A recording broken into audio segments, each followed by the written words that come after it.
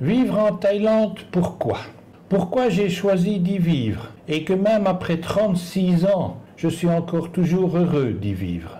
Beaucoup de gens me diraient, c'est pour le climat, parce qu'il y fait beau, pour le soleil, pour la nourriture, pour les jolies filles, pour le sable blanc, pour le coût de la vie pas cher, pour beaucoup d'autres choses. Oui, tout cela est important et fait partie des choses très agréables de ce pays. Et je reviendrai sur ces points ultérieurement. Mais ce qui, moi, me plaît le plus dans ce pays, c'est le sentiment de liberté, le feeling, la sensation, l'émotion, la tendresse que l'on ressent dans ce pays.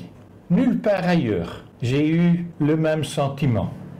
Étymologiquement, la Thaïlande veut dire « the land of the free », le pays de la liberté, et cela se ressent. Les gens vivent avec leur cœur, leurs émotions, et très peu avec leur tête.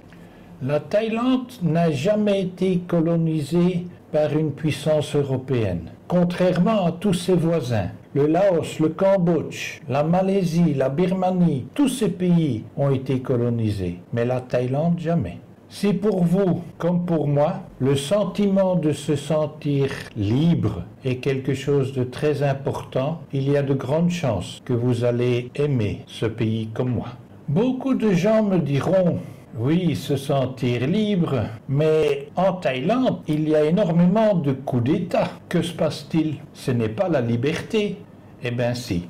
Si, parce que ici, l'armée a pris le pouvoir hors des mains des politiques corrompus. Et la majorité de la population était derrière l'armée. Ça a changé un peu par après, parce que l'armée a gardé le pouvoir un peu trop longtemps. Mais au moment de la prise de pouvoir par les militaires, l'énorme majorité de la population thaïlandaise était derrière l'armée.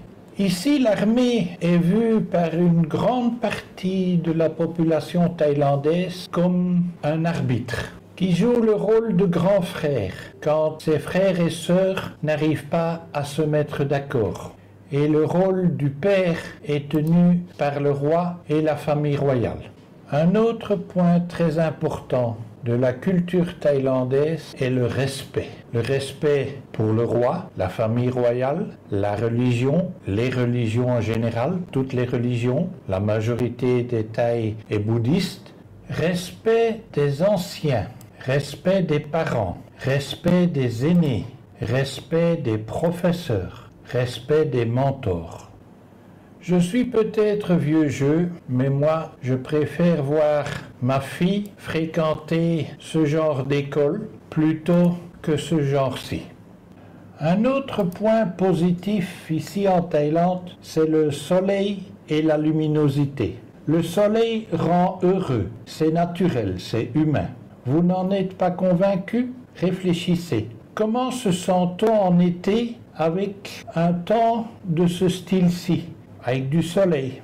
D'un autre côté, comment se sent-on dans ce climat-ci?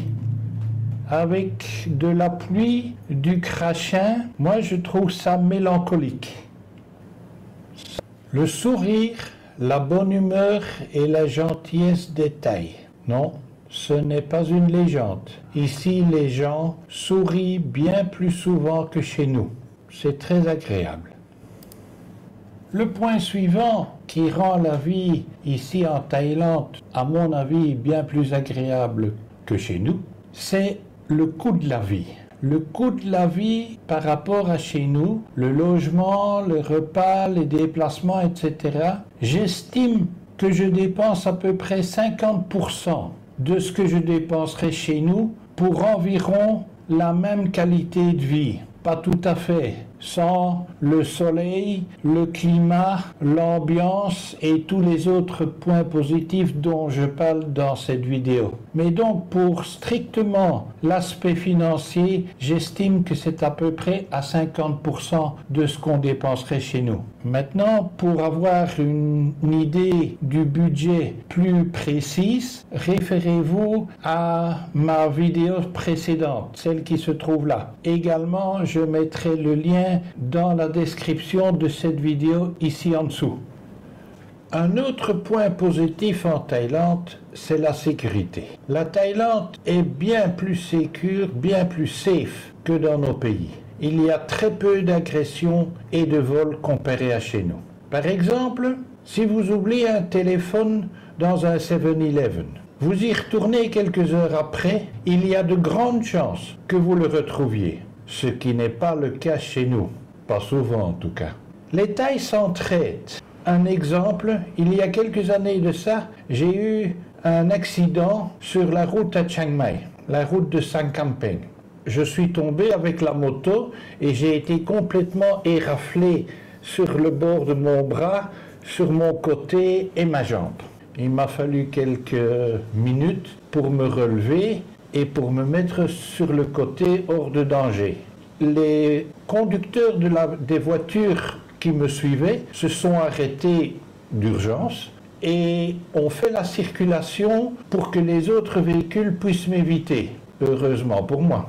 Un peu après, ils m'ont accompagné vers une pharmacie qui se trouvait à quelques dizaines de mètres de là et la pharmacienne m'a fait asseoir et très gentiment reçu et m'a complètement soigné avec tout ce qu'il y avait, ce qu'il fallait, les cotons, l'alcool pour désinfecter, le mercurochrome, etc., etc. Bien soigné et très gentiment donner quelque chose à boire, me faire m'asseoir tranquillement, etc. Et tout ça gratuitement, sans que je lui demande quoi que ce soit. J'ai proposé de payer avant de partir et non, surtout pas. Donc c'est vraiment pour vous montrer la gentillesse des détails, c'est peu connu chez nous. La liberté d'entreprendre. Je vous ai déjà parlé de la liberté en Thaïlande, liberté en général. Maintenant, je vais vous parler de la liberté d'entreprendre. Pour les Thaïs, c'est très facile, sauf quelques métiers qui sont vraiment réservés, et on comprendrait bien pourquoi.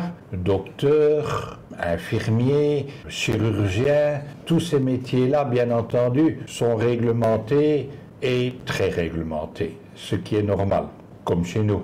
Maintenant, par contre, pour tout ce qui est le business en général, donc ouvrir un petit commerce, vendre quelque chose, pour les Thaïs, je dis bien pour les Thaïs, c'est très facile. N'importe qui peut ouvrir un petit commerce devant chez lui, sur une petite charrette à bras dans la rue, au marché ou quelque chose comme ça, vendre de la nourriture, des choses à emporter, des petits vêtements, des choses comme ça. C'est très simple, il n'y a quasi aucune formalité à faire.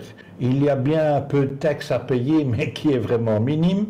En dehors de ça, n'importe qui peut le faire très facilement. À petite échelle, si vous grandissez au-dessus d'un certain montant, alors là, il faudra s'inscrire, etc., ce qui est normal aussi. C'est vraiment pour faciliter l'entreprise. Ici, par exemple, il n'y a pas d'heure d'ouverture obligatoire.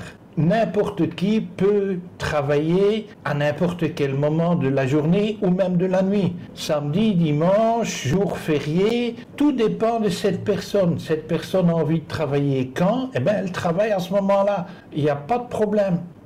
Pas comme chez nous. Il y a certaines limites, mais sont vraiment minimes. Et cette limite est en relation avec la religion. Tout ce qui est bouddhadé, par exemple, il est interdit de vendre de l'alcool. Également pour l'alcool, il y a certaines heures où on ne peut pas vendre d'alcool, tous les jours.